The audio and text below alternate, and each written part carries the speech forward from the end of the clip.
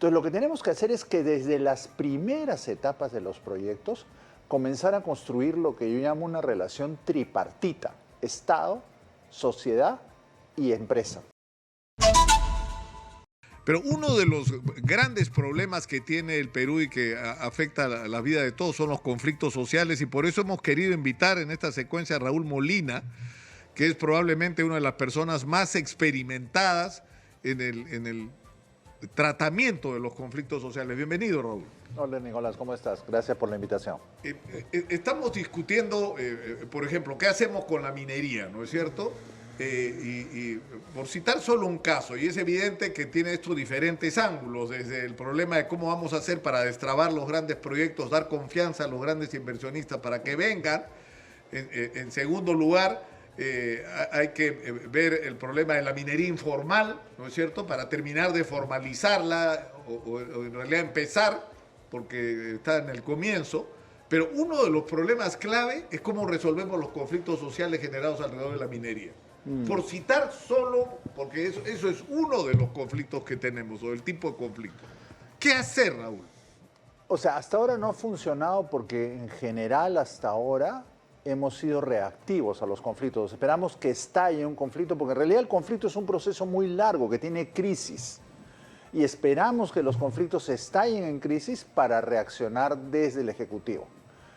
Pero también creo que nuestra legislación tiene algunos incentivos perversos. O sea, una vez que el gobierno nacional, el MINEM, el INGEMET, le da una concesión a una empresa minera, la deja sola con la población y el Estado se desentiende.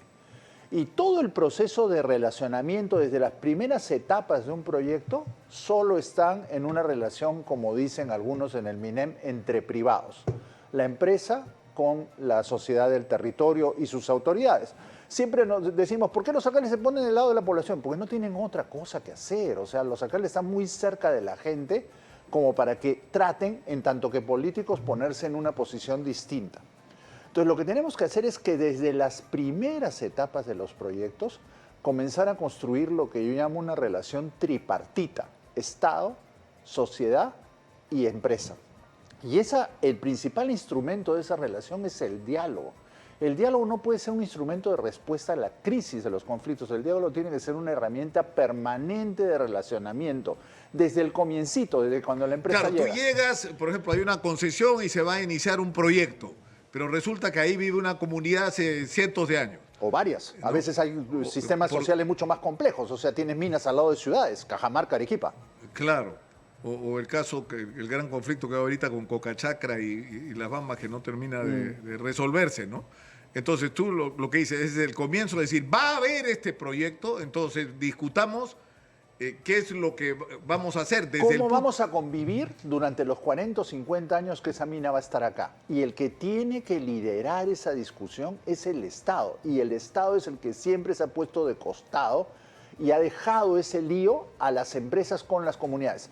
Los talleres de participación ciudadana que se hacen para los EIAs, que son una primera etapa. Los estudios de impacto ambiental. Exactamente. Son actividades aisladas, no forman parte del diálogo ciudadano en el territorio. Creo que una de las cosas que tenemos que reconocer es que esa relación de convivencia de mediano y largo plazo entre una empresa extractiva o una empresa agroexportadora también, que es lo mismo, también se instala durante mucho tiempo en una zona rural, en zonas que tradicional o históricamente han sido zonas llenas de carencias en términos de presencia del Estado. Entonces, lo normal es que cuando la población ve que viene una empresa, que es para ellos como una especie de platillo volador ante un Estado que ha estado históricamente ausente, ¿quién es el que les tiene que dar la solución a los problemas que nunca han encontrado solución con el Estado? Empresa privada.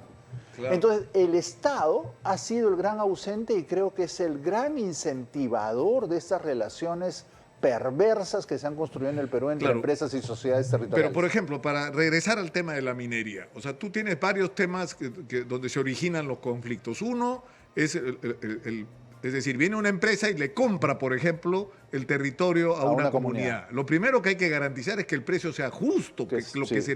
porque si no, después empiezan a aparecer los reclamos cuando los comuneros descubren que lo que han vendido valía fortuna porque debajo de su territorio había mineral por millones, la empresa lo sabía, ellos no, empiezan los reclamos a decir, oye, págame más de lo que me pagaste. Exactamente. Y empieza una cadena que no tiene nunca acabar porque no se resolvió de una manera inteligente desde el comienzo. Exactamente. Pagando simplemente los precios que corresponden y eso lo marcará el mercado, ¿no? Ahora, en ese tema de las compras de terrenos, Nicolás, hay un abanico enorme de situaciones. Efectivamente, hay casos donde se ha pagado por los terrenos cantidades deleznables y cuando las comunidades se dan cuenta dicen, me has engañado, y lo que se expresa es un conflicto. Claro. Pero también hay casos donde se han pagado fortunas por terrenos que valían mucho menos en términos comerciales. Creo que parte del problema es haber planteado la relación en esos términos transaccionales y no en una convivencia de mediano y largo plazo que asegure que cuando la empresa se vaya, esos territorios tengan una economía diversificada. Claro, pero eso supone, una vez más, tener un plan. ¿Qué es lo Sin que vas a ninguna hacer duda. con esa región en los próximos 30, 40 ¿Y años? quién tiene que liderar ese plan? ¿La empresa? No, lo tiene que liderar el Estado. Y el primero que debería tener una política de desarrollo territorial para las zonas que considera prioritarias por razones de agroexportación, de minería, de petróleo, de forestación, es el Estado peruano. Ahora, El Estado peruano nunca ha tenido una política de desarrollo territorial, Nicolás. Claro, pero el otro tema es el de lo que se hace con los recursos que sí existen. O sea, si tú no tienes planes y digamos, que incluyan no solamente todo un concepto, digamos, global, ¿no? Resuelves el problema de precios justos, ¿no es cierto?, por los terrenos que estás adquiriendo si eres una corporación. En segundo lugar, ver cuáles son los asuntos pendientes en términos de acceso a los servicios, a la salud, a la educación de calidad, a las vías de acceso y de comunicación. Pero en tercer lugar, el futuro que quieres construir, si esa zona va a ser turística, si esa zona va a ser agropecuaria. Entonces, ¿cuál va a todo ser la apuesta económica? De Claro, ese pero territorio? ahí es donde entra el problema, que el dinero que se ha estado recibiendo, porque tampoco es verdad, eso es un mito, de que no ha entrado dinero. Por supuesto que ha entrado dinero, pero el dinero se ha malgastado. 60.000 millones de soles desde el año 2004. 60.000 millones de soles han En entrado Cano. por minería, En Cano, ajá.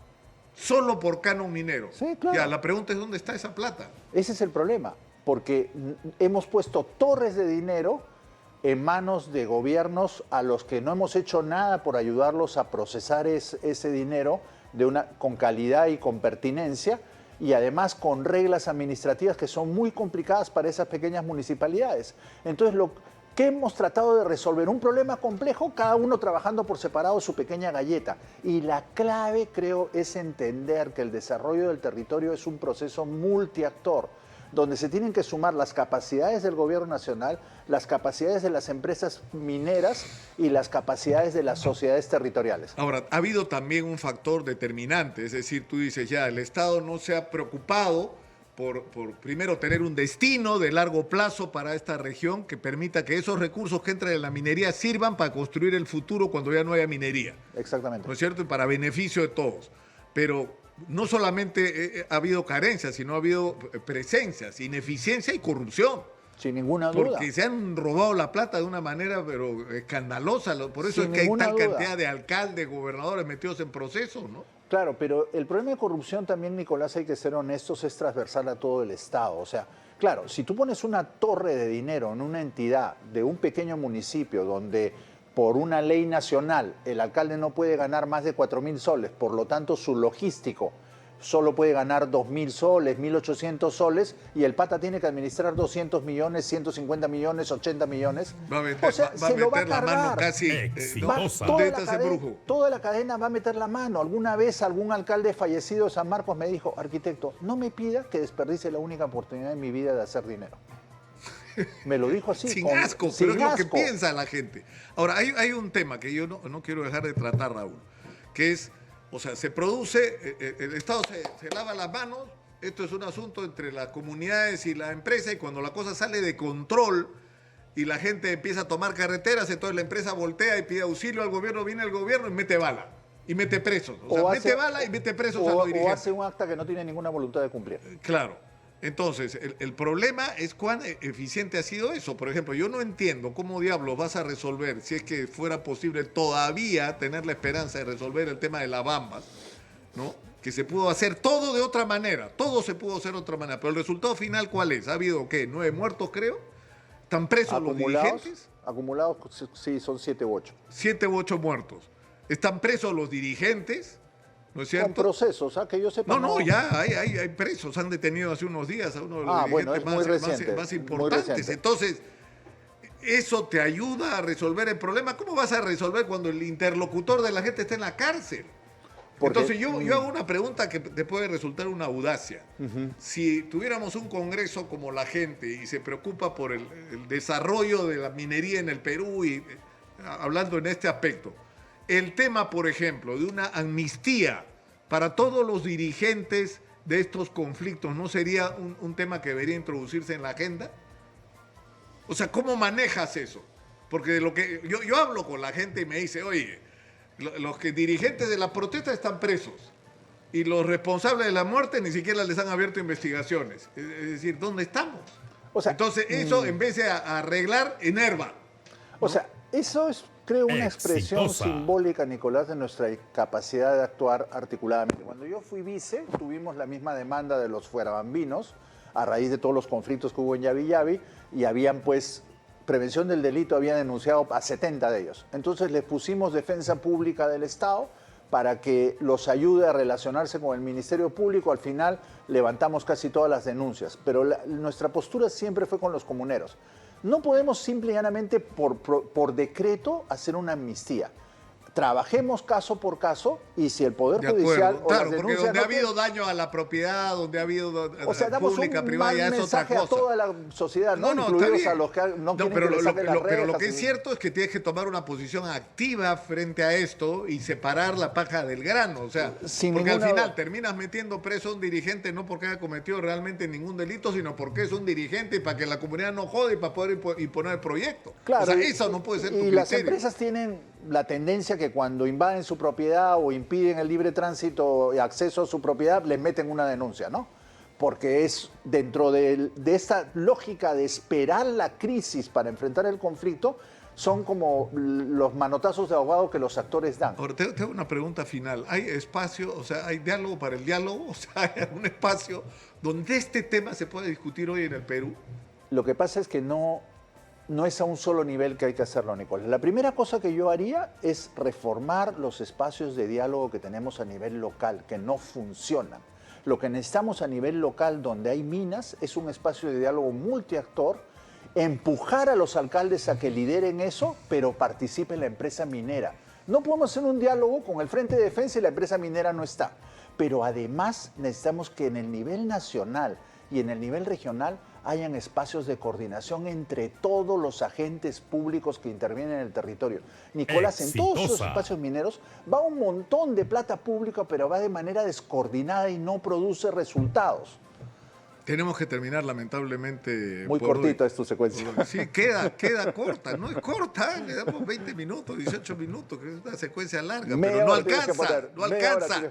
No, porque esto es de lo que hay que discutir, creo, en el Perú. Raúl, te agradezco infinitamente y vamos a regresar sobre este tema todas las veces que sea necesario. Despedimos por hoy nuestra secuencia Plan para el Perú. En Exitosa hemos presentado Plan para el Perú.